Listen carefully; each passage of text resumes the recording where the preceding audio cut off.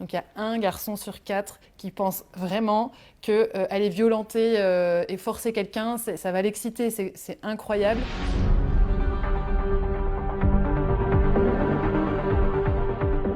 En fait, ce qu'on constate dans le sondage, c'est que pour toutes les personnes qui ont été victimes de violences, au moins la moitié des cas, la violence a été subie avant 19 ans. Toute cette tranche d'âge 0-18 qui est particulièrement exposée. Et donc c'est vraiment une population qui est à risque.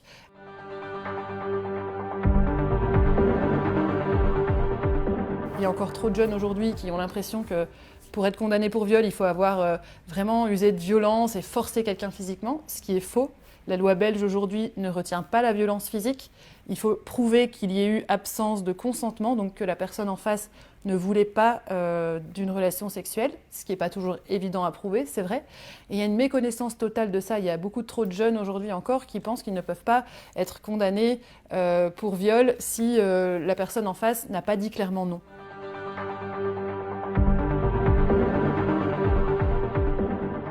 On voudrait aussi que la Belgique améliore la qualité de l'accueil des victimes parce qu'il y a toute une série de personnes qui ne vont pas porter plainte, qui ne vont pas entamer aucune démarche parce qu'elles n'ont pas confiance dans la procédure pour obtenir justice.